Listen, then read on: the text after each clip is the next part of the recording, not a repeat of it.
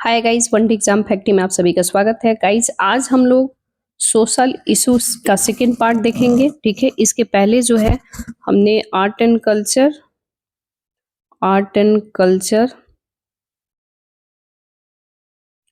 Culture PT 365 का। ठीक है, इसके इसके अलावा हम लोग इसके अलावा इन्वायरमेंट इकोलॉजी। ठीक है, इन्वायरमेंट एंड इकोलॉजी पीटी 365 का art and culture, environment and ecology. इसके साथ ही हम लोग पर्सनालिटी इन न्यूज पीटी 365 का ऑलरेडी एक ही वीडियो में कंप्लीट हो चुका है। इसके अलावा बात करें तो आर्ट एंड कल्चर हो गया, इन्वायरमेंट हो गया, इकोनॉमिक्स मैराथन भी है, प्लस एक एक घंटा करके है। आप जा करके वन डे एग्जाम फैक्ट्री के प्लेलिस्ट में जा करके चेक कर सकते हैं। ठीक है, तो लगभग हमारे पास अब ये सोशल इशू अब हम लोग स्टार्ट किए हैं। इसके पहले एक पार्ट ऑलरेडी मेरे चैनल पे अपलोड हो चुका है, वो आप लोग देख सकते हैं। आज जो है ये चाइल्ड केयर लीव से रिलेटेड हम लोग देखेंगे। ठीक है, और ये कंप्लीट करने के बाद बस एक दो चीज और बचेगा, एक इंटरनेशनल रिलेशन, एक साइंस सेंटर। ठीक है, तो वो भी हम लोग कंप्लीट कर लेंगे। चलिए, ज्यादा समय किल नहीं करेंगे, देन हम लोग स्टार्ट करते हैं। कह रहे हैं कि बाल देखभाल अवकाश क्या है, क्यों चर्चा में है। तो हाल ही में चाइल्ड केयर लीव जो है बहुत ही चर्चा में रहा है। तो सुप्रीम कोर्ट ने यह स्पष्ट किया है कि माताओं को बाल देखभाल अवकाश यानी कि चाइल्ड केयर लीव देने से मना करना संविधान का उल्लंघन है। आप उसे मना नहीं कर सकते हैं। सुप्रीम कोर्ट ने हिमाचल प्रदेश को बाल देखभाल अवकाश पर अपनी नीति की समीक्षा करने का निर्देश जारी किया है। ठीक है, अब हम लोग देखेंगे कि आखिर ये महिलाओं की भागीदारी के लिए कॉन्स्टिट्यूशन में हमारा कौन कौन सा राइट है, कौन कौन सा आर्टिकल है। कार्यबल में महिलाओं की भागीदारी के संविधान के आर्टिकल की बातें करें तो 15 मेंशन है। ये गारंटी संवैधानिक एक अधिकार है। ठीक है, फंडामेंटल राइट है। आर्टिकल 15 ये कहता है कि केवल मूल धर्म, ठीक है, धर्म, मूलवंश, जाति, लिंग, जन्म स्थान, इनमें से किसी आधार पर आप भेदभाव नहीं कर सकते हैं। ठीक है, यानी कि डिस्क्रिमिनेशन नहीं कर सकते हैं। प्रसव के दौरान मातृत्व हित लाभ प्राप्त नहीं है और संभवतः ये बाल देखभाल अवकाश की अवधारणा से अलग है। ठीक है, बाल देखभाल आखिर ये है क्या, तो इसे हम लोग टोटल देखेंगे कि भारत में और क्या क्या कानून है, क्या क्या है। केंद्रीय सिविल सेवा जो अवकाश जो है, ये नियमावली 1972 के अकॉर्डिंग 43C में 18 वर्ष से कम उम्र के बच्चों वाली महिला कर्मचारियों को अपने बच्चों की देखभाल के लिए संपूर्ण सेवा वर्ष में 730 दिन के लिए CCL यानी चाइल्ड केयर लीव का प्रावधान किया गया है। किसमें? नियमावली 1972 में। ठीक है, इसके साथ ही हम लोग देखेंगे ये सुविधा जो है केवल 2 बच्चों तक ही उपलब्ध है। ये नहीं कि आपके 4 बच्चा है तो उस सब में मिलेगा, नहीं, केवल यानी कि ये पूरे जो भी आपके सर्विस टर्म है और उसमें केवल 2 ही बच्चा के लिए आपको 700 दिन चाइल्ड केयर लीव का प्रावधान है। ठीक है, ये सुविधा केवल 2 बच्चों के लिए ही उपलब्ध है। योजना जो है 18 वर्ष की आयु तक के 2 सबसे बड़ी जीवित बच्चों की देखभाल के लिए उपलब्ध है। ठीक है, दिव्यांग बच्चों के मामले में कोई आयु सीमा निर्धारित नहीं किया गया है। चाइल्ड केयर लीव जो है एक कैलेंडर वर्ष में अधिकतम 3 अवधि के लिए दिया जा सकता है। अपवाद की बात करें, ठीक है, तो एक्सेप्शनल के लिए सिंगल पेरेंट महिला सरकारी कर्मचारी को एक कैलेंडर वर्ष में अधिकतम 6 अवधियों के लिए चाइल्ड केयर लीव की अनुमति दी जा सकती है। किसके लिए? सिंगल पेरेंट जो होते हैं। ठीक है, हिमाचल प्रदेश ने चाइल्ड केयर लीव के इन प्रावधानों को नहीं अपनाया है। ठीक है, तो इसलिए सुप्रीम कोर्ट ने इस पे फटकार लगाई है कि भाई जो रूल है आर्टिकल 15 के तहत उसका उल्लंघन है, आपको मानना पड़ेगा। देखिए, कह रहा है बच्चों में संबंधित मुद्दे और घटनाक्रम, issue and development related to the children. ठीक है, बाल श्रम यानी कि चाइल्ड लेबर क्यों चर्चा में है, तो इसे भी हम लोग देखेंगे। देखिए, ये आप एग्जाम से पहले 2 बार 3 बार 4 बार जितना मर्तबा देख के जाएगा उतना ही बेटर है, ताकि क्वेश्चन सोशल इशू से कम 5 से 6 क्वेश्चन पुटअप किए जाते हैं प्रीलिम्स में। ठीक है, बाल श्रम निष्कृष्ट रूप से निपटने वाली अंतर्राष्ट्रीय श्रम संगठन यानी ILO जो है, इंटरनेशनल लेबर ऑर्गेनाइजेशन कन्वेंशन 182 की 25वीं वर्षगांठ मनाई गई है। यानी कि ILO जो है उसका कन्वेंशन 182 की 25वीं वर्षगांठ मनाई है, इसलिए ये चर्चा में है। ILO कन्वेंशन 182 आखिर है क्या, तो ये जो है बाल श्रम के सबसे बदतर रूपों में प्रतिबंधित और उन्मूलन से संबंधित है। सार्वभौमिक रूप से अभिपृष्टि यानी कि सभी देशों के द्वारा आईएलओ का कन्वेंशन 182 जो है, यानी ये सार्वभौमिक रूप से यानी सभी देशों के द्वारा अनुसमर्थित वाला पहला आईएलओ कन्वेंशन है। ठीक है, भारत ने 2017 में आईएलओ के कन्वेंशन 138 के साथ कन्वेंशन 182 की भी अभिपृष्ट कर दिया है। आईएलओ का कन्वेंशन जो है 138 का कार्य करने की न्यूनतम आयु जो है निर्धारित है, यानी किसमें है, 138 में है। अभी जो है 182 जो कन्वेंशन है उसमें 25 वर्ष हो चुका है, इसलिए 25वां वर्षगांठ मनाया गया। ठीक है, तो ओवरऑल आपको याद रखना है। भारत में बाल श्रम की हम लोग बातें करें तो जनगणना 2011 के अनुसार भारत में 10.1 मिलियन बच्चे जो है, यानी कि 10.1 मिलियन जो है बच्चा, लगभग 10 लाख समथिंग बच्चे जो है 5 से लेके 14 वर्ष के कुल बाल जनसंख्या का 3.9% है। मुख्य श्रमिक या फिर सीमांत श्रमिक के रूप में काम कर रहे हैं। भारत में 55% बाल श्रमिक उत्तर प्रदेश में है। सबसे ज्यादा बाल श्रम कहाँ पे है, तो उत्तर प्रदेश में है 55%। इसके बाद बिहार, राजस्थान, महाराष्ट्र, मध्य प्रदेश से है। ठीक है, यानी कि ये आपका जो स्टेट है 55% बाल श्रमिक, इसमें टोटल आ जाएगा उत्तर प्रदेश, बिहार, राजस्थान, महाराष्ट्र, मध्य प्रदेश, 1 2 3 4 5 ये जगह मिला के सिर्फ 55% हो जाएगा। भारत में मुख्य रूप से कृषि, घरेलू उद्योग, सड़क किनारे, ढाबों में बाल श्रमिक देखे जाते हैं। अक्सर आप लोग देखते हैं रोड, चौक चौराहे पे जो भी छोटे मोटे होटल होते हैं या कोई भी वहाँ पे वो लोग काम करते हैं ना, तो कहीं ना कहीं वो लोग एजुकेशन नहीं ले पाते हैं और कहीं ना कहीं उन लोग के पेरेंट्स या तो वो डेथ कर जाते हैं, या कोई अनाथ बच्चा होता है, या कोई देखने वाला नहीं होता है, या फिर माँ बाप है तो वो मतलब घर का खर्चा नहीं मेंटेन कर पा रहा है। बहुत सारे रीजंस हो सकते हैं इसके। ठीक है, संवैधानिक प्रावधान हमारे इंडिया में क्या क्या है, इसके लिए संवैधानिक प्रावधान की बातें करें तो मौलिक अधिकार जो है, फंडामेंटल राइट जो है, आर्टिकल 24, या किसी भी कारखाने, खदान, खतरनाक व्यवसाय में 14 वर्ष से कम आयु के बच्चों को काम करने पर रोक लगाता है। राज्य के नीति निर्देशक तत्व जो है, इसके आर्टिकल यानी 39 में राज्य यह सुनिश्चित करेगा कि पुरुष और महिला कामगारों स्वस्थ और क्षमता, यानी कि क्षमता का और बच्चों की सुकुमार अवस्था दुरुपयोग न हो, और यह भी सुनिश्चित किया जाएगा कि जरूरत से मजबूर होकर के नागरिकों को ऐसे रोजगार में न जाना पड़े। ठीक है, उनकी आयु या क्षमता के लिए प्रतिकूल हो। ठीक है, ये हमारे डीपीएसपी जो है, directive principle state of policy, ये भी निर्धारित करता है आर्टिकल 39 के तहत, और हमारा फंडामेंटल राइट आर्टिकल 24 भी प्रोहिबिटेट करता है जो कारखाने, खदान, खतरनाक व्यवसाय जो भी है वहां पे बच्चे काम नहीं करें। कानून के प्रावधान क्या है हमारे लॉ में, तो बाल श्रम निषेध विनियमन संशोधन अधिनियम 2016 में ये मेंशन है कि सभी प्रकार के व्यवसाय, चाहे कोई भी व्यवसाय हो, जो 14 वर्ष से कम उम्र के बालकों को खतरनाक व्यवसाय में 14 से 18 वर्ष के किशोरों को काम पर रोक लगाता है। ठीक है, इसमें कुछ अपवाद भी हैं, जैसे कि पारिवारिक के उद्यम में सहायता, ऑडियो वीडियो मनोरंजन उद्योग में कलाकारों के रूप में कार्य, खेल गतिविधियां, ये सब कुछ छोड़ करके, यानी कि ऐसे चीजों को छोड़ करके, जैसे कोई फिल्म इंडस्ट्री में कोई बच्चा जो है रोल निभा रहा है, तो इन लोगों के लिए मना नहीं है। ठीक है, तो आप देख रहे हैं हमारा कंस्टिट्यूशन में भी गजब का मतलब ये है। एक तरह अमीर का बेटा अगर यदि फिल्म इंडस्ट्री में काम करता है तो बाल श्रम में नहीं आएगा, लेकिन वही गरीब का बच्चा अगर कोई काम कर रहा है, लाइक अगर पेट के लिए ही तो कर रहा है ना, तो वो बाल श्रम में आ जाएगा। बट क्या ही कीजिएगा, रूल इज अ रूल है ना, और वो जरूरी भी है, क्योंकि ये सब इसलिए किया जा रहा है ना ताकि वो पढ़ाई करे, बड़े होकर के कुछ अच्छा काम करे। देखिए, बाल श्रम को रोकने के लिए अंतर्राष्ट्रीय पहल क्या क्या है, मतलब पहल का मतलब इनिशिएटिव होता है। ठीक है, तो बाल श्रम रोकने के लिए इंटरनेशनल लेवल पे क्या क्या प्रावधान है, तो सतत विकास लक्ष्य जो है 8.7 वर्ष 2025 तक बाल श्रम के सभी प्रारूपों का उन्मूलन करने का लक्ष्य रखा गया है।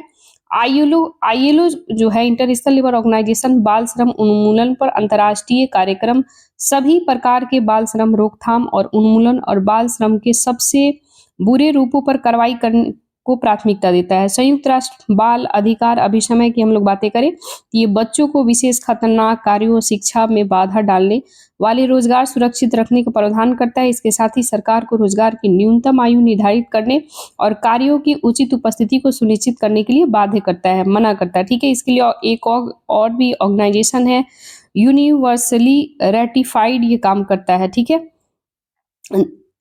हेड ऑफिस कहाँ है इसका आईएलओ का, तो स्विट्जरलैंड के जिनेवा में है। इसकी एस्टैब्लिशमेंट कब हुआ था? उत्पत्ति तो 1919 में हुआ था, वर्साय संधि के तहत हुआ था। ठीक है, आईएलओ जो है यानी इंटरनेशनल लेबर ऑर्गेनाइजेशन, इस विश्वास को प्रतिबंधित करने के लिए गठित किया गया था कि सार्वभौमिक और अस्थायी शांति केवल तभी प्राप्त किया जा सकता है जब यह सामाजिक न्याय पर आधारित हो। आईएलओ जो है 1946 में संयुक्त राष्ट्र की प्रथम विशेष एजेंसी बन गई थी 1946 में। उत्पत्ति पूछेगा, एस्टैब्लिशमेंट तो 1999 में हुआ था। ठीक है, ये इसकी हम लोग डेफिनेशन की बातें करें तो संरचना त्रिपक्षीय सरकार, निकाय और श्रमिक को एक मंच प्रदान करना, इसका ये डेफिनेशन है। एंड इसका उद्देश्य की बातें करें, इसका उद्देश्य क्या है? तो श्रम मानकों को निर्धारित करने के लिए नीतियों को विकसित करके सभी महिला पुरुषों के लिए गरिमापूर्ण कार्य को बढ़ावा देना, और ये कार्यक्रम तैयार करके सामाजिक न्याय अंतर्राष्ट्रीय स्तर पर मान्यता प्राप्त मानव व श्रम अधिकारों को बढ़ावा देना है। ठीक है, सदस्य देश की बात करें तो टोटल इसमें 187 देश है। भारत जो है इसका एस्टैब्लिशमेंट के समय से ही भारत इसका ऑलरेडी मेंबर है। ठीक है, नेक्स्ट हम लोग देखते हैं आईएलओ 1969 में नोबेल शांति पुरस्कार से सम्मानित किया गया था। आईएलओ को कार्यस्थल पर मौलिक सिद्धांतों और अधिकारों पर आईएलओ की घोषणा, ये इस घोषणा पत्र में 5 सिद्धांत इसमें शामिल है। पहला में है संघ बनाने, स्वतंत्रता, सामूहिक सौदेबाजी अधिकार को मान्यता देना। दूसरे में है सभी प्रकार के बलात् श्रम, बंधुओं मजदूरों को उन्मूलन करना, बाल श्रम का प्रभावी उन्मूलन करना, रोजगार और व्यवसाय के संबंध में भेदभाव का उन्मूलन, और पांचवा जो है सुरक्षित स्वास्थ्य कार्य को दशाएं देना। ठीक है, मुख्य रिपोर्ट जो है यानी कि आईएलओ कौन कौन सी रिपोर्ट पब्लिश करती है, यानी कि आईएलओ विश्व की सामाजिक संरक्षण रिपोर्ट 2024-26 के लिए जलवायु कार्रवाई और जस्ट ट्रांजिशंस के लिए सार्वभौमिक सामाजिक संरक्षण इसका थीम है। ये काम करता है regional companion report for the Asia and Pacific, Bharat रोजगार रिपोर्ट 2024, आईएलओ मानव विकास संस्था आईएसडी, इसके साथ ही ILO global estimated on the international migration and the labour force, ये सारी चीजों पे ध्यान करता है। ठीक है, और ये सारे रिपोर्ट पब्लिश करता है। नेक्स्ट हम लोग देखेंगे भारत और आईएलओ। ठीक है, तो 1947 में नई दिल्ली में प्रथम preparatory Asian regional conference, second ILO regional conference संपन्न हुआ था 1947 में, ये भारत के नई दिल्ली में हुआ था। अनुसमर्थित अभिसमय की बातें करें तो 8 में से 6 को भारत समर्थित करता है। वो क्या क्या है? तो एक है बलात् श्रम अभिसमय 1930 संख्या 19 को समर्थन करता है। बलात् श्रम उन्मूलन अभिसमय 1957 संख्या 105 को समर्थित करता है। तीसरा है समान पारिश्रमिक अभिसमय 1951 संख्या 100 को समर्थन करता है। भेदभाव रोजगार और व्यवसाय अभिसमय 1958 संख्या 111 को समर्थित करता है। भारत न्यूनतम आयु अभिसमय 1973 संख्या 138 को समर्थित करता है। भारत जो है बाल श्रम के सबसे निष्क्रिय स्वरूप पर अभिसमय 1999 और संख्या 182 को समर्थित करता है। गैर अनुसमर्थित अभिसमय क्या है? तो संघ बनाने की स्वतंत्रता, संगठित होने के अधिकार के संरक्षण पर अभिसमय 1948 संख्या 87 और संगठित होने के अधिकारों और सामूहिक सौदेबाजी पर अभिसमय 1949 संख्या 98। यानी कि ये तो हो जाएगा 1 और 2, यानी कि टोटल 8 है तो 6 तो ये हो गया प्लस 2 ये हो गया। ठीक है, नेक्स्ट हम लोग देखेंगे भारत में बाल विवाह, चाइल्ड मैरिज क्यों न्यूज में है बहुत ही ज्यादा? तो चाइल्ड मैरिज जो है भारत में बाल विवाह यानी चाइल्ड मैरिज इन इंडिया क्यों न्यूज में है? तो हाल ही में सुप्रीम कोर्ट ने गैर सरकारी संगठन जैसे कि सोसाइटी फॉर इनलाइटमेंट हो गया, वॉलंटरी एक्शन के द्वारा दायर किए गए याचिका में बाल विवाह पर रोक लगाने के लिए व्यापक दिशा निर्देश सुप्रीम कोर्ट ने जारी किया है। बाल विवाह रोकथाम अधिनियम 2006 के तहत व्यक्तिगत कानूनों परंपरा से बाधित नहीं किया जा सकता है। ठीक है, तो अब हम लोग एक एक चीज थोड़ा सा डीपली यहाँ पे देखेंगे। भारत में बाल विवाह की स्थिति क्या है? तो नेशनल फैमिली हेल्थ सर्वे 5 के अकॉर्डिंग हम लोग बातें करें तो 2019 से 2021 तक ये 23.3% है और ये 17.7% है। 2020 से लेके 24 वर्ष की आयु की महिलाओं की शादी 18 वर्ष की आयु से पहले हो जाती है, उसमें 23.3% है ऐसा। ठीक है, इसके साथ ही 25 से लेके 29 वर्ष की आयु के पुरुषों की शादी 21 वर्ष में हो जाती है, 21 वर्ष से पहले हो जाती है, इसमें 17.7% ऐसे लोग हैं जो 25 से 29 वर्ष की उम्र में 25 से 29 वर्ष की आयु के पुरुषों की शादी 21 वर्ष की आयु से पहले हो जाती है। ये 17.7% भारत में डेटा कहता है। और 20 से 24 वर्ष की आयु जो है महिला की शादी 18 वर्ष की आयु से पहले हो जाती है। तो ऐसा 23.3% लोग हैं, ठीक है। 2006 में बाल विवाह प्रचलन 47% था, जो कि 2019 से लेके 21 में लगभग आधा होकर के 23.3% हो गया, ठीक है। नेक्स्ट है बाल विवाह प्रचलन राष्ट्रीय औसत से अधिक कहाँ कहाँ पे है बाल विवाह का प्रचलन। तो राजस्थान में है, तेलंगाना में है, आंध्र प्रदेश में है, झारखंड में है, पश्चिम बंगाल में है, त्रिपुरा में है, असम में है, बिहार में है। यहाँ आप देख सकते हैं, ठीक है। राष्ट्रीय अपराध रिकॉर्ड ब्यूरो जो है एनसीआरबी यानी नेशनल क्राइम रिपोर्ट ब्यूरो के अकॉर्डिंग बाल विवाह निषेध अधिनियम 2006 के तहत दर्ज मामलों की संख्या 2017 के 395 से बढ़कर के, यानी 2017 में ये 395 था, जो अभी वर्तमान में बढ़कर 2021 में डेटा के अकॉर्डिंग एनसीआरबी का जो डेटा पब्लिश हुआ है उसमें 1050 हो गया, यानी काफी इंक्रीज हो गया है, डिक्रीज नहीं हुआ है। तो ये बहुत दुख की बात है, ठीक है। कह रहा है कि कानूनी परिवर्तन की कानून के लिए क्या क्या गवर्नमेंट में कौन कौन से ऐसे लॉ के प्रोविजंस है। तो कह रहा है कि सरकार के द्वारा केंद्र शासित प्रदेश यानी जो यूटी होती है, यूनियन टेरिटरी, बाल विवाह रोकथाम अधिकारी को नियुक्ति करेंगे। एक विशेष पुलिस यूनिट और राज्य विशेष बाल विवाह रोकथाम यूनिट की स्थापना किया जाएगा। न्यायिक उपाय क्या क्या हो सकता है। तो मजिस्ट्रेट के स्वतः संज्ञान से कार्रवाई करने के लिए निवारक निषेधाज्ञा यानी कि प्रिवेंटिव इंजंक्शन जारी करने का अधिकार दिया जाएगा। और बाल विवाह के मामले में विशेष फास्ट ट्रैक यानी कोर्ट्स का गठन किया जाएगा, ठीक है। आदर्श की हम लोग बातें करें तो खुले में शौच से मुक्त गांव बनाना, मॉडल की तर्ज पर बाल विवाह मुक्त पहल शुरू किया गया है। 12वीं कक्षा तक स्कूल जाने वाली लड़कियों को प्रतिदिन उपस्थिति ट्रैक करना और प्रौद्योगिकी संचालन के द्वारा प्रणाली का स्थापना किया जाएगा। ये सारा एनसीआरबी के डेटा के अकॉर्डिंग, यानी कि बाल विवाह पे कहीं ना कहीं इसमें रोक लगाना है, ठीक है। नेक्स्ट है भारत में बाल विवाह की आयु के ऐतिहासिक की हम लोग बातें करें तो बाल विवाह निषेध अधिनियम 1929 शारदा अधिनियम के तहत, इनका पूरा नाम जो है हरविलास शारदा, ये ऑलरेडी ये राजस्थान के अजमेर जिले के हैं, ठीक है। और इन्हीं के तहत ये बनाया गया था, ठीक है। बाल विवाह निषेध अधिनियम 1929 शारदा अधिनियम, इसके तहत लड़कियों के विवाह के लिए न्यूनतम आयु 14 वर्ष और लड़का के लिए 18 वर्ष निर्धारित किया गया था। ये शारदा एक्ट जैसे जो आप पढ़ते हैं ना, इनका पूरा नाम है हरविलास शारदा, इन्हीं के डिसीजन के तहत इनका नाम रखा गया, ठीक है। तो कह रहे कि बाल विवाह प्रतिषेध अधिनियम जो है 2006 में पीसीए में 21 वर्ष से कम आयु के लड़के के और 18 वर्ष से कम आयु की लड़की को क्रमशः बालक और बालिका माना गया है। यानी कि 18 वर्ष से अगर यदि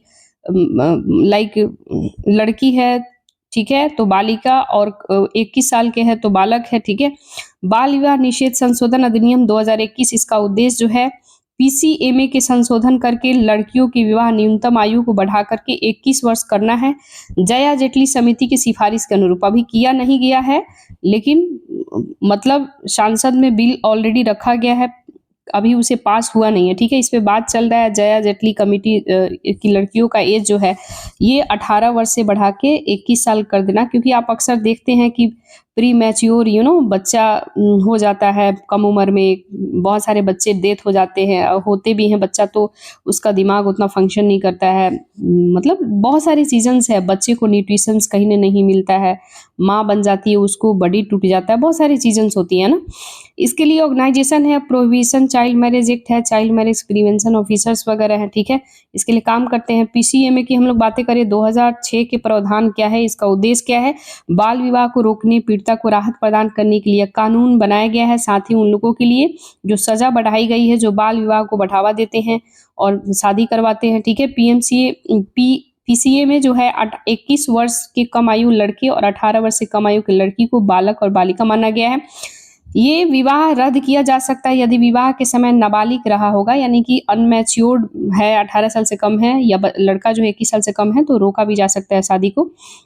विवाह कभी भी संपन्न हो तभी रोका जा सकता है। प्राधिकरण की बातें करें तो हर राज्य में बाल विवाह रोकथाम अधिकारी यानी कि सीएमपीओ को ऑलरेडी नियुक्त किया जाएगा, ठीक है। इसके साथ ही बाल विवाह रोकने के लिए पीड़िता की सुरक्षा करेंगे, अपराधियों की सजा सुनिश्चित होगी।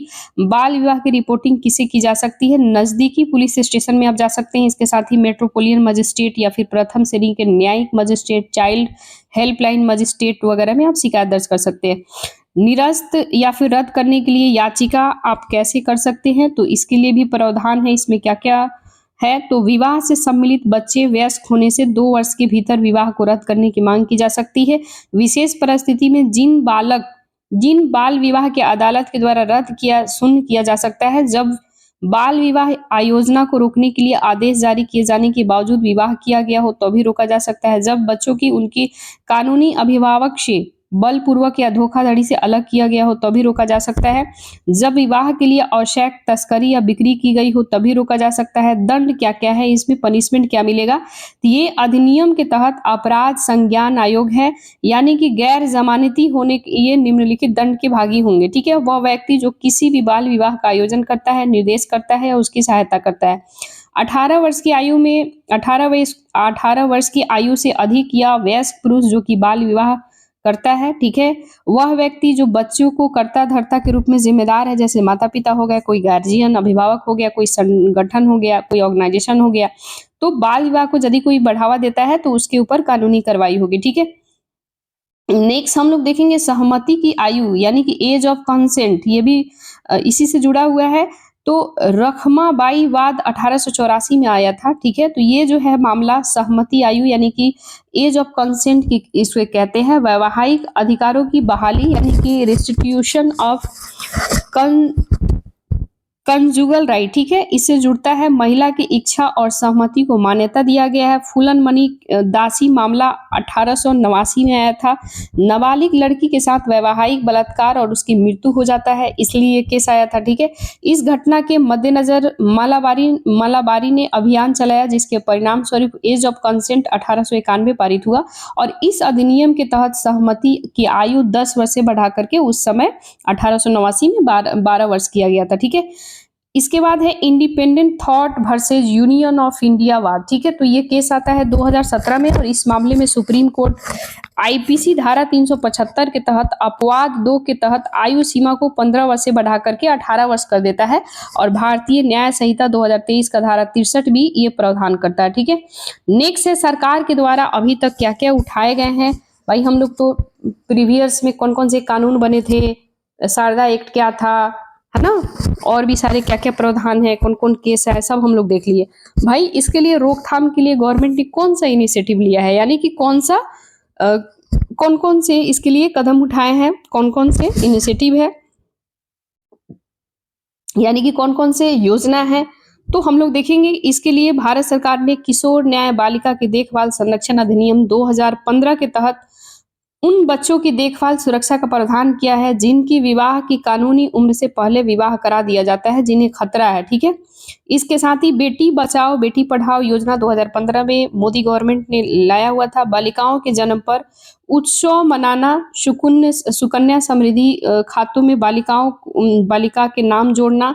और आप देखते हैं जब बच्चे पैदा होते हैं सरकारी हॉस्पिटल में तो बच्ची जो लड़की होती है उसको 5,000 मिलता है। बाल विवाह को रोकने के लिए राष्ट्रीय कार्य योजना, व्यापक रूप से इसका उद्देश्य है उन लड़कियों की सहायता प्रदान करना जिनका कम उम्र में विवाह होने से खतरा है। आपातकालीन आउटरीच सेवा, ठीक है। भारत सरकार ने शॉर्ट कोड 1098 के साथ चाइल्ड लाइन की शुरुआत किया और ये बाल विवाह रोकथाम संहिता संकटग्रस्त बच्चों के लिए 24x7 टेलीफोन आपातकालिक आउटरीच सेवा दिया है, यानी कि 1098 पे आप कॉल कर सकते हैं 24x7 कभी भी। हिमाचल प्रदेश विधानसभा ने महिलाओं के विवाह की आयु, भले आप कॉल कर सकते हैं, भले पुलिस आया नहीं है वो अलग बात है, ठीक है। देखो हिमाचल प्रदेश विधानसभा ने महिलाओं के विवाह की आयु 18 वर्ष से बढ़ा करके 21 वर्ष करने वाला विधेयक पारित किया है, यानी कि विधेयक पारित हो गया है विधानसभा में। किसके तहत? तो हिमाचल प्रदेश ने जो लड़की की शादी पूरे ऑल ओवर द इंडिया में 18 वर्ष एज रखा गया है तो वो बढ़ा करके 21 कर दिया है। तो पहला राज्य है ये, एक आपको फैक्ट याद रखना है। नेक्स्ट है किशोर न्याय अधिनियम 2015। तो किशोर न्याय जो है यानी कि जुवेनाइल बोलते हैं इसको, तो जुवेनाइल जस्टिस एक्ट 2015 क्यों चर्चा में है? तो हाल ही में सुप्रीम कोर्ट जो है कानून का उल्लंघन करने वाले बालक की ओर से उसकी माता वर्सेस कर्नाटक राज्य ये मामला आया है। तो इसमें एक निर्णय दिया है कि इस मामले में किशोर न्याय अधिनियम 2015 में अगर जघन्य अपराध से जुड़े कानून का उल्लंघन करने वाले बालकों के प्रारंभिक मूल्यांकन संबंधी प्रावधान का विचार किया गया है।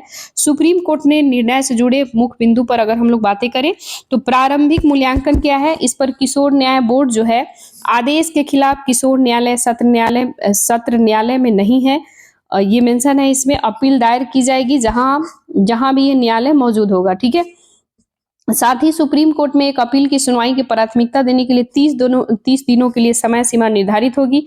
प्रारंभिक मूल्यांकन पूरा करने के लिए निर्धारित 3 महीने की समय सीमा अनिवार्य नहीं है, बल्कि ये केवल निर्देश के रूप में है। ठीक है, किशोर न्याय बालक की देख रेख संरक्षण की बातें करें तो जे अधिनियम मतलब जुवेनाइल जस्टिस एक्ट 2015 जो है, ये बाल की परिभाषा, इसका मतलब है कि ये ऐसा व्यक्ति जिसने 18 वर्ष की आयु पूरी नहीं की हो। ठीक है, 2015 में इसमें एक नया प्रावधान आया जिसमें 16 से 18 वर्ष की आयु के बच्चों का जघन्य अपराध के मामले में वयस्क की तरफ मुकदमा चलाया जा सकता है। ठीक है, ये 2015 में आया, तो अपन ध्यान रखना है। नेक्स्ट हम लोग देखेंगे 2015 में इसे नया प्रावधान शामिल किया गया जिसमें 16 से 18 वर्ष के बच्चों के जघन्य अपराधों में भी वयस्क की तरह, यानी वयस्क मतलब होता है जो एल्डर होता है, ठीक है, यानी कि जो बड़े, जैसे इनसे बड़े एज के उन लोगों की तरफ मुकदमा चलेगा। ठीक है, किशोर न्याय बोर्ड एक्चुअल होता क्या ना, लोग समझते हैं कि भाई हमारा तो एज बहुत कम है, हम पे केस मुकदमा होगा ही नहीं, तो इसलिए सुप्रीम कोर्ट ने थोड़ा सा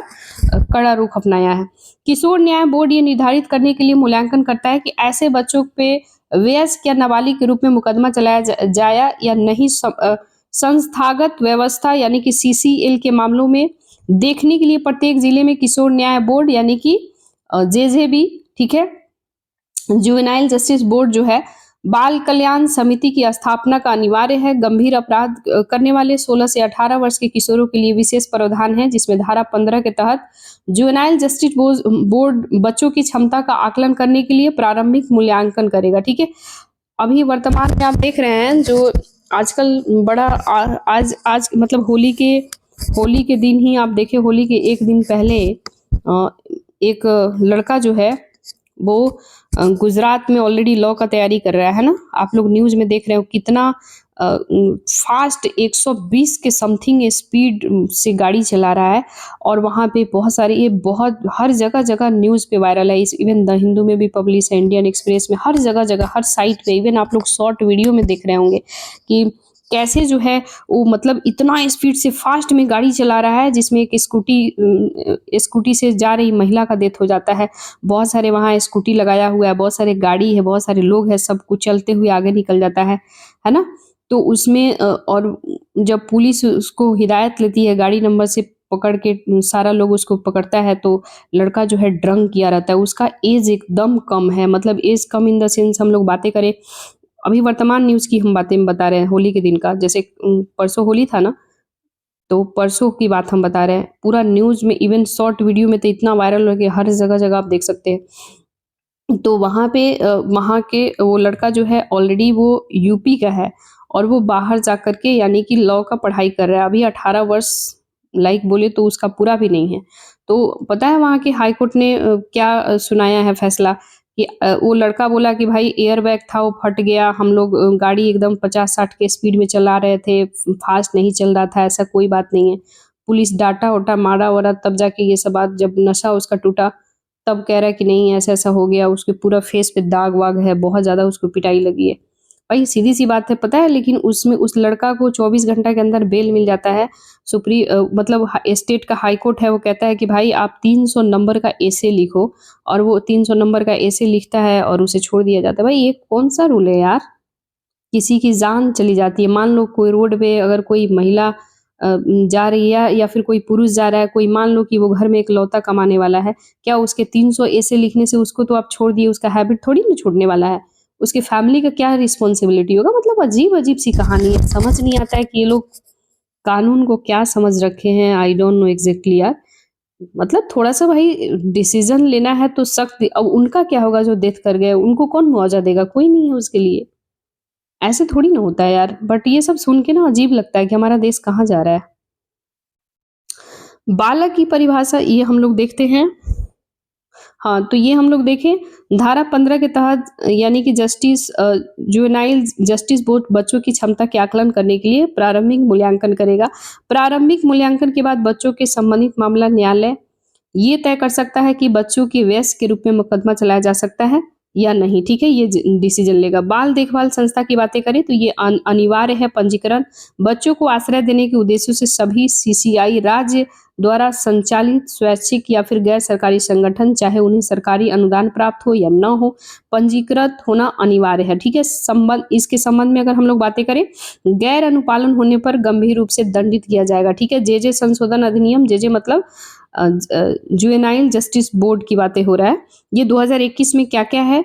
तो कह रहा है कि दत्तक ग्रहण यानी एडॉप्टेशन की बातें करें तो district magistrate, additional district magistrate एक दत्तक ग्रहण आदेश जारी कर सकता है। अपील की हम लोग बातें करें तो डीएम जो होता है डिस्ट्रिक्ट मजिस्ट्रेट, ये दत्तक ग्रहण के आदेश से असहमत कोई भी व्यक्ति आदेश के दिए जाने के बाद 30 दिनों के भीतर डिविजनल कमिश्नर के समक्ष अपील दायर कर सकता है, ठीक है? नामित न्यायालय यानी कि ये जो है डिसिग्नेटेड कोर्ट की बातें करें तो इसमें प्रावधान किया गया है कि यह अधिनियम के तहत सभी अपराधों के लिए बाल न्यायालय में ट्रायल चलाया जाएगा, ठीक है? नेक्स्ट है मॉडल फोस्टर केयर, ठीक है? मॉडल फोस्टर केयर की बातें करें हम लोग तो ये 2024 में मॉडल फोस्टर केयर गाइडलाइन 2024 क्यों चर्चा में है? तो हाल ही में केंद्रीय महिला एवं बाल विकास मंत्रालय ने अपडेट मॉडल फोस्टर केयर दिशा निर्देश जारी किया है। इसके लिए ऑर्गेनाइजेशन कौन काम करता है? तो child and conflict with law child care institution काम करता है। नेक्स्ट हम लोग देखेंगे कि आखिर ये दिशा निर्देश है क्या? ये दिशा निर्देश मॉडल फोस्टर केयर दिशा निर्देश जो है 2016 की अगली कड़ी नए दिशा निर्देश किशोर न्याय बालकों की देखभाल और संरक्षण यानी कि जे जो है जे बोले तो जुवेनाइल जस्टिस अधिनियम 2015, जुवेनाइल जस्टिस मॉडल नियम 2016, दत्तक ग्रहण अधिनियम 2022 में मिशन वात्सल्य योजना प्रावधान किया गया था, ठीक है? फोस्टर केयर के तहत ये किसी भी बच्चों को उसके जैविक पारिवारिक के बजाय किसी भी अन्य परिवार के घरेलू परिवेश में पालन पोषण किया जा सकता है, हेमिंग किया जा सकता है। पालन पोषण देखभाल फोस्टर केयर यानी कि फोस्टरिंग केयर को बोलते हैं। ये प्रदान करने के लिए परिवारों को बाल कल्याण समिति के द्वारा चयनित अनुमोदित किया जाता है। अपडेट मॉडल फोस्टर केयर की बातें करें हम लोग तो ये मुख्य दिशा निर्देश इसके और क्या-क्या प्रावधान है? तो इसके लिए बाल देखभाल संस्था या फिर समुदायों में रहने वाले 6 वर्षों से अधिक के आयु बच्चों के जिनमें हार्ड टू प्लेस बच्चे भी शामिल हैं, विशेष आवश्यकताओं के बच्चों और अयोग्य अभिभावकों वाले बच्चे फोस्टर केयर करने के लिए पात्रता ऐसा कोई भी व्यक्ति चाहे वह विवाहित हो, अविवाहित हो, चाहे उनका अपना जैविक पुत्र हो या पुत्री हो या ना हो, ठीक है? एमएफसीजी 2016 में केवल विवाहित दंपति ही पात्र थे, ठीक है? सिंगल महिला लड़के या लड़की दोनों में से किसी भी को भी गोद ले सकता है यानी सिंगल कोई महिला हो, ठीक है? तो लड़का या लड़की दोनों में से किसी को भी गोद ले सकता है, उसकी फोस्टर केयर कर सकता है यानी कि उसके पोषण पालन कर सकता है। सिंगल पुरुष केवल लड़के को ही ले सकता है या अगर कोई पुरुष है यानी लड़का है तो केवल वो लड़की को नहीं ले सकता क्योंकि अक्सर आप देखते हैं कि उसका कहीं न कहीं गलत मिसयूज हो रहा है। अभी हाल ही में एक केस आप पढ़े होंगे कि एक लड़की है वो कोई संगठन से उसके फादर जुड़े हुए हैं, लड़की के जो ओरिजिनल मम्मी थी वो डेथ कर गई, ठीक है? तो उसके जो मतलब लाइक बोले तो लड़की को लाइक बोले तो आप बोल सकते हैं कि पहले जो लड़की के जो मदर थी वो डेथ कर गई एंड ये लड़की को अडॉप्ट किया गया था कहीं से, दत्तक का पुत्र बोल सकते हैं, पुत्री ले करके अभी इसके साथ इतनी गलत अब पूरा वीडियो वायरल है, पूरा दुनिया जान रहा है इसके बारे में। अब दिल्ली का न्यूज़ है, वो लड़की भटक रही है कि हमसे गलत मतलब केस वेस के रिलेटेड है। वो संगठन के लोग बहुत सारे जा रहे हैं उसके यहाँ गलत निगाह, वो अपने उसके फादर होके खुद मतलब अपने बेटी के साथ, मैं क्या ही बोलूँ, न्यूज़ पढ़ने के बाद ना कभी-कभी माइंड अपसेट हो जाता है कि यार हमारा दुनिया कहाँ जा रहा है, हम लोग एजुकेशन कर रहे हैं, लोग पढ़ लिख के कहाँ क्या संगठन ये चक्कर में पड़ते हैं। मतलब समझ नहीं आता है यार दुनिया कहाँ जा रहा है। बट हम यही कहेंगे आप लोग मन लगा के पढ़ो यार, और आप लोग मतलब अच्छे लोगों की इस देश में ज़रूरत है। सिंगल महिला लड़के या लड़की को ले सकती है, लेकिन पुरुष जो है वो केवल लड़के को ही गोद ले सकता है, ठीक है? फोस्टर केयर कर सकता है। दंपति जो है 2 वर्षों का स्थिर वैवाहिक संबंध उसका संबंध रिलेशन होना चाहिए। फोस्टर एडॉप्टेशन एक्ट के तहत दत्तक ग्रहण फोस्टर केयर करने वाले माता-पिता जैसे बच्चों की पिछले 2 साल में फोस्टर केयर कर रहे हैं, उसे बच्चों के लिए गोद भी ले सकते हैं। एमएफसीजी 2016 में उसकी बच्चों की गोद लेने के लिए फोस्टर केयर की अवधि 5 साल थी, ठीक है? नेक्स्ट हम लोग देखेंगे अन्य सुवेद समूह, मतलब अदर वल्नरेबल सेक्शन क्यों चर्चा में है? दिव्यांगजन जो है यानी पर्सनल विद डिसेबिलिटी क्यों चर्चा में है? तो हाल ही में केंद्रीय सामाजिक न्याय अधिकारिता मंत्रालय ने दिव्यांगजन अधिकार अधिनियम 2016 के तहत दिव्यांगजन अधिकार संशोधन नियम 2016 के तहत यह अधिसूचित किया है। दिव्यांगता प्रमाण पत्र के लिए आवेदन के लिए आवश्यक दस्तावेज क्या-क्या होनी चाहिए? तो पहचान पत्र होना चाहिए, नवीनतम तस्वीर यानी कि नया जो है वो फोटो होना चाहिए, 6 माह से अधिक पुरानी नहीं होनी चाहिए। आधार कार्ड होनी चाहिए। जारी करने वाले अधिकारी के पास आप दिव्यांग प्रमाण पत्र केवल एक चिकित्सक प्राधिकारी जिला स्तर पर अधिसूचित सक्षम चिकित्सा पदाधिकारी के जारी कर सकते हैं, ठीक है? इसके साथ ही अगर हम लोग बातें करें यानी कि आवेदन कर सकते हैं, निवास प्रमाण पत्र उल्लिखित निवास वाले जिले के भीतर ही जारी किया जा सकता है, ठीक है? यानी आप अपने डिस्ट्रिक्ट में ही करा सकते हैं। दिव्यांग प्रमाण पत्र जारी करने के लिए समय नियमों के तहत यह अवधि 1 माह से बढ़ाकर 3 माह कर दिया गया है। आवेदन की समाप्ति के लिए एक नया खंड है। ये यदि किसी भी आवेदन के 2 साल से अधिक समय कोई निर्णय नहीं लिया गया है, तो उसे रद्द या निष्क्रिय किया जा सकता है। ऐसी स्थिति में आवेदन को फिर से आवेदन करना होगा या प्राधिकारी से संपर्क करना होगा, ठीक है? पर्सन विद डिसेबिलिटी की बातें करें तो दिव्यांगजन की परिभाषा जो है, दिव्यांगता किसी व्यक्ति की दीर्घकालिक या हो शारीरिक हो, मानसिक हो, बौद्धिक हो, संवेदनशील कमजोरी को दर्शाता हो। ऐसा कमजोरी के कारण दिव्यांगजनों अनेक बाधाओं का सामना करना पड़ रहा हो, जो कि समाज के दूसरे व्यक्तियों के समाज में उनकी पूर्ण प्रभावी भागीदारी को बाधित करती है, यानी कि पर्सन विद डिसेबिलिटी एक्ट 2016 के तहत कुल आबादी दिव्यांगजन का हिस्सा 2.21% है जनगणना 2000 अकॉर्डिंग। सभी पीडब्ल्यूडी यानी पीडब्ल्यूडी मतलब पर्सन विद डिसेबिलिटी की बातें करें जो विकलांग लोग होते हैं, इसमें से 69% ग्रामीण क्षेत्रों में रहते हैं, जबकि सभी जो है 21% बुजुर्ग हैं, ठीक है? यानी ओल्ड एज के हैं। नेक्स्ट हम लोग देखेंगे यानी पर्सन विद डिसेबिलिटी एक्ट 2016 आखिर कहता क्या है? तो इसका उद्देश्य क्या है? इसका उद्देश्य ये है कि ये सुनिश्चित करता है कि सभी दिव्यांगजन गरिमा के साथ बिना किसी भेदभाव समान अवसरों के साथ अपना जीवन व्यतीत करें। ये अधिनियम को दिव्यांगजन अधिकार पर संयुक्त राष्ट्र अभिसमय यूएनसीआरपीडी को प्रभावित बनाने के लिए अधिनियमित किया गया है। भारत इस अभिसमय का हस्ताक्षरकर्ता देश है, ठीक है? यानी कि यूएनसीआरपीडी के भारत क्या है? सिग्नेटरी कंट्री है, ठीक है? प्रशासित केंद्र सामाजिक न्याय अधिकारिता मंत्रालय के तहत ये कार्य करता है।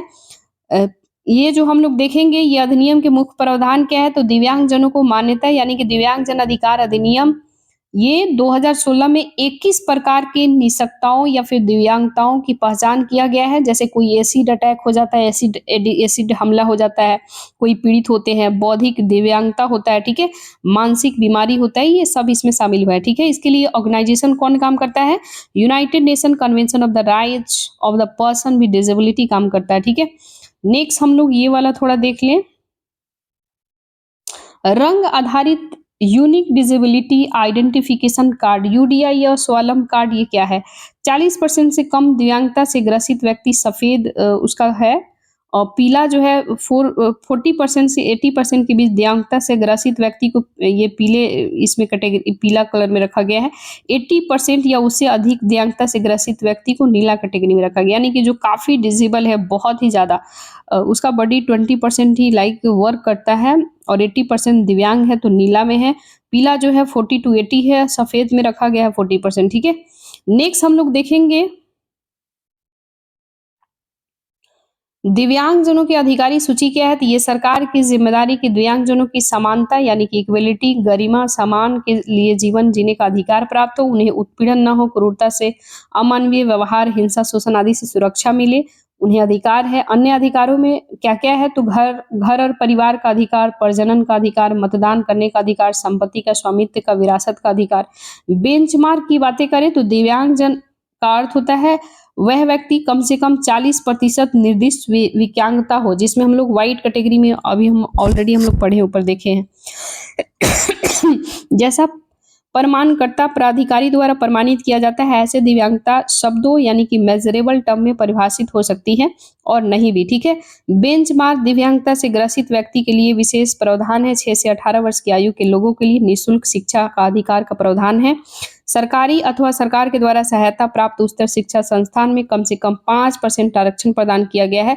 सरकारी नौकरी में कम से कम 4% आरक्षण दिया गया है। सरकारी निजी क्षेत्रों के लिए नियोक्ता ये सुनिश्चित करने के लिए प्रोत्साहित करती है कि उनके कार्यबल में कम से कम 5% दिव्यांग व्यक्ति शामिल हो।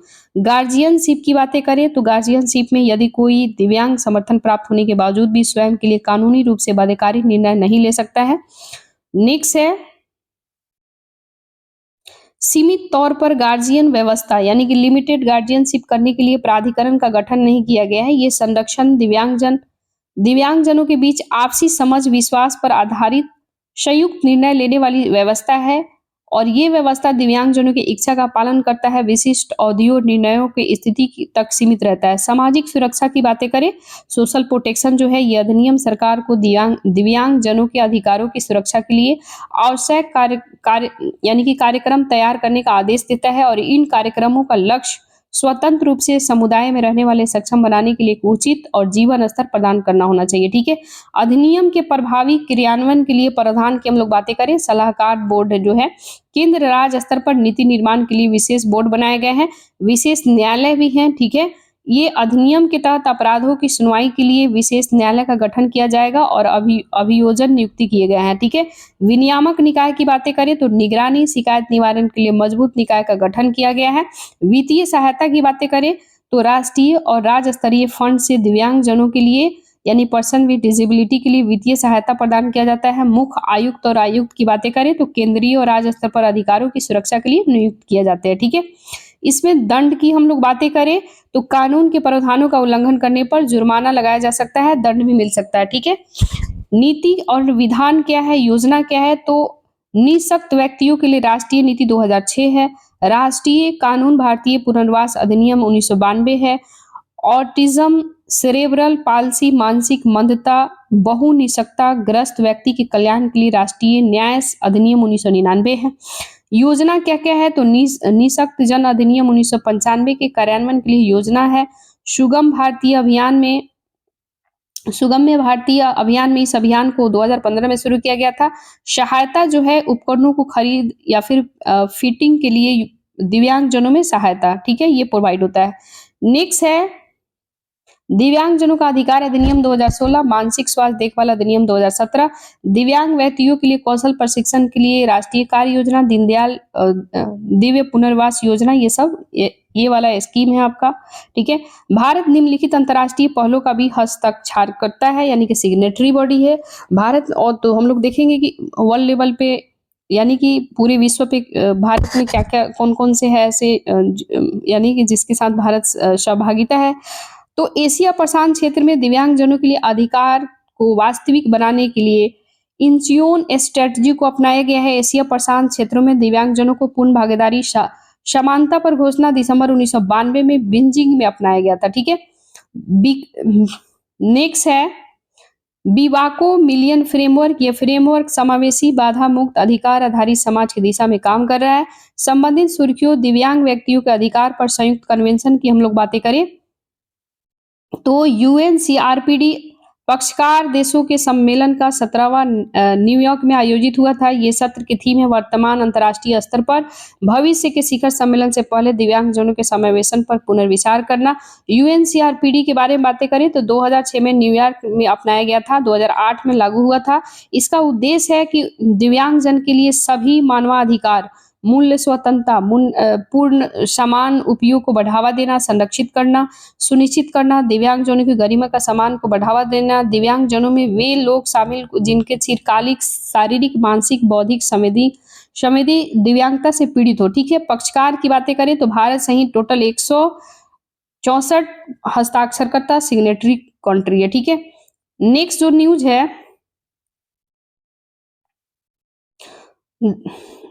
न्यूज है धरती आबा जनजाति ग्राम उत्कर्ष अभियान यानी कि पीएमजेयूजीए यानी कि धरती आबा जनजातीय ग्राम उत्कर्ष अभियान क्यों चर्चा में है? तो हाल ही में प्रधानमंत्री ने जनजातीय समुदायों को सामाजिक आर्थिक स्थिति में सुधार के लिए धरती आबा जनजाति ग्राम उत्कर्ष अभियान शुरू किया। धरती आबा किसे कहा जाता है? तो ये कहा जाता है आपको इनका नाम भूल रहा है, बिरसा मुंडा को, ठीक है। तो आइए हम लोग देखते हैं बिरसा मुंडा कह रहा है कि प्रधानमंत्री जनजातीय उन्नत ग्राम अभियान शुरू किया गया है।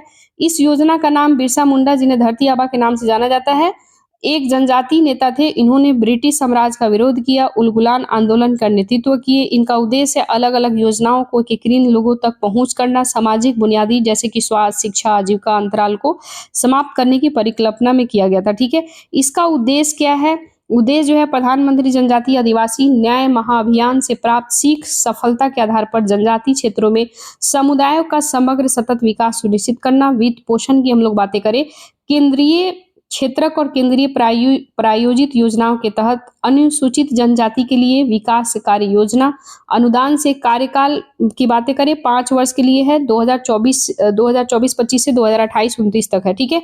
कवरेज की बातें करें तो 63,000 गाँव में शामिल किया जाएगा। 5 करोड़ से अधिक जनजातीय आबादी को लाभ मिलेगा। मिशन की बातें करें 25 योजना में शामिल है, जिन्हें 17 मंत्रालय के द्वारा कार्यान्वित किया जाएगा। इसके तहत 5 वर्षों में अनुसूचित जनजाति के लिए विकास कार्य योजना के तहत मंत्रालय के धन आवंटित किए जाएंगे। मैपिंग और निगरानी की बातें करें तो ये अभियान के तहत शामिल जनजातीय आबादी वाले गाँव का मानचित्रण किया जाएगा। पीएम गति शक्ति पोर्टल के माध्यम से उनकी निगरानी किया जाएगा।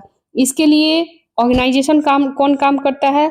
तो rethinking disability inclusion, the current international juncture and the ahead of the summit of future, and दूसरा है डेवलपमेंट एक्शन प्लान इस शेड्यूल ट्राइब, ठीक है, फॉर शेड्यूल ट्राइब। ये है। नेक्स्ट हम लोग देखेंगे इसके लक्ष्य क्या क्या है, मिशन के लक्ष्य क्या है, और समाजकारी बुनियादी ढांचे का विकास करना क्या है, 9 क्या है, सस्टेनेबल डेवलपमेंट गोल 9 में क्या है। तो पात्रता परिवारों के लिए अन्य सुविधा के साथ पक्का घर मिलेगा। अनुसूचित जनजाति के परिवारों को प्रधानमंत्री आवास योजना ग्रामीण के तहत पक्का आवास मिलेगा, और नल जल से जल जीवन मिशन की बिजली आपूर्ति की भी इसमें सुविधा मिलेगा। अनुसूचित जनजाति के जो पात्र व्यक्ति होंगे, पात्र का मतलब जिनको, मतलब जो उसके लिए एलिजिबल होंगे, ठीक है, परिवारों को आयुष्मान भारत कार्ड, पीएम जन आरोग्य योजना तक भी पहुंच मिलेगा। गांव की बातें करें, गांव तक में पहुंच में अनुसूचित जाति और जनजाति बहुल्य गांव में हर मौसम में सड़क संपर्क सुनिश्चित करना। प्रधानमंत्री ग्राम सड़क योजना लाया गया है। Mobile connectivity, Bharat net internet तक पहुंच प्रदान करना। स्वास्थ्य, पोषण, शिक्षा में सुधार के लिए बुनियादी ढांचा, राष्ट्रीय स्वास्थ्य मिशन, समग्र शिक्षा और पोषण लाया गया, ठीक है। नेक्स्ट लक्ष्य 2 जो है सस्टेनेबल डेवलपमेंट गोल 8 क्या कहता है? कौशल विकास, उद्यमिता संवर्धन, उन्नत आजीविका, स्वरोजगार, प्रशिक्षण तक पहुंच, कौशल भारत मिशन प्रदान करना, और यह सुनिश्चित करना कि अनुसूचित जनजाति संबंधित लड़के लड़कियों को हर साल 10वीं 12वीं कक्षा के बाद दीर्घकालिक कौशल पाठ्यक्रम तक सुनिश्चित हो सकेगा। जनजाति बहुउद्देशीय विपणन की बातें करें तो इसके माध्यम से विपणन सहायता मिलेगा। टूरिज्म, होम स्टे, एफआरए की बात करें यानी कि एफआरए फॉरेस्ट रेगुलेशन एक्ट यानी कि वन अधिकार अधिनियम के तहत पट्टा धारकों के लिए कृषि, पशुपालन, मत्स्य पालन से संबंधित सहायता मिलेगा। लक्ष्य 3 की हम लोग बातें करें तो अच्छा शिक्षा तक पहुंच, सार्वभौमिकरण, सस्टेनेबल डेवलपमेंट यानी 4 में है। स्कूल, उच्च स्तर शिक्षा में सकल नामांकन अनुपात को बढ़ावा देना, राष्ट्रीय स्तर तक पहुंच को बढ़ावा देना, जिला ब्लॉक स्तर तक स्कूलों में जनजाति छात्रावासों की स्थापना करके जनजाति क्षेत्रों के लिए सस्ती, सुलभ, गुणवत्ता शिक्षा प्रदान करना। सस्टेनेबल डेवलपमेंट गोल 3 में क्या है कि अनुसूचित जनजाति के परिवारों को गुणवत्तापूर्ण स्वास्थ्य सुविधाओं के बेहतर पहुंच करना है। शिशु मृत्यु दर यानी कि मातृ मृत्यु दर, शिशु मृत्यु दर को कमी करना, राष्ट्रीय स्तर पर निर्धारित लक्ष्य को पहुंचाना। जिन क्षेत्रों में स्वास्थ्य उपकेंद्र 10 किलोमीटर यानी मैदानी क्षेत्रों में और 5 किलोमीटर पहाड़ी क्षेत्रों में दूर है, वहां पे मोबाइल चिकित्सा यूनिट के माध्यम से टीकाकरण की सुविधा किया जाएगा, राष्ट्रीय स्वास्थ्य मिशन के तहत, ठीक है। नेक्स्ट है प्रधानमंत्री जनजाति उन्नत ग्राम अभियान की शुरुआत की गई योजना क्या क्या है? ट्राइबल होम स्टे लाया गया था। ट्राइबल मतलब होता है जनजाति, ठीक है। इनको एथनिक्स भी बोलते हैं, एथनिक कम्युनिटी या फिर ट्राइबल बोलते हैं, ठीक है। तो ट्राइबल जो है ये पर्यटन मंत्रालय द्वारा स्वदेश दर्शन योजना के तहत जनजातीय क्षेत्रों के लिए पर्यटन की क्षमता को बढ़ाना और 1000 होम स्टे को बढ़ावा देना। वन अधिकार धारक की बातें करें, एफआरए जो है यानी कि फॉरेस्ट राइट एक्ट की बातें करता है। यह अस्थायी आजीविका मिशन का विशेष ध्यान 22 लाख एफआरए पट्टाधारकों को कई मंत्रालयों के अलग अलग योजनाओं में एकीकृत और उन्हें प्रदान किया जाएगा। इसके लिए ऑर्गेनाइजेशन कौन काम करता है? ट्राइबल मल्टीपर्पज मार्केटिंग सेंटर काम करता है, ठीक है। सरकारी आवासीय विद्यालय छात्रावासों में बुनियादी ढांचे में सुधार करना। इस अभियान के उद्देश्य पीएम श्री विश्वविद्यालय के तर्ज पर आश्रम विद्यालय, छात्रावास, जनजाति विद्यालय, सरकारी आवासीय विद्यालय, बुनियादी ढांचा में सुधार करना। सिकल सेल रोग जो होता है, सिकल सेल डिजीज जो है, ये निदान के लिए उन्नत सुविधाएं स्थापित करना। भारतीय आयुर्वेदिक संस्था एम्स के साथ साथ उन राज्यों के प्रमुख संस्थानों में क्षमता केंद्र स्थापित किया जाएगा जहां सिकल सेल रोग ज्यादा प्रभाव हो गया है, ठीक है। जनजाति बहुउद्देशीय विपणन केंद्र की बातें करें तो जनजाति समुदाय के उत्पादों की उनकी उपज का सही मूल्य दिलाने के लिए उपभोक्ता को जनजाति उपज खरीद में सुविधा प्रदान करना। 100 टीएमसीसी स्थापित किए जाएंगे, ठीक है। नेक्स्ट है विशेष रूप से कमजोर जनजाति समूह यानी पार्टिकुलर वल्नरेबल ट्राइबल ग्रुप क्यों चर्चा में है। गाइस आज हम लोग इतना ही रहने देते हैं, कल बाकी हम लोग कवर करेंगे, है ना।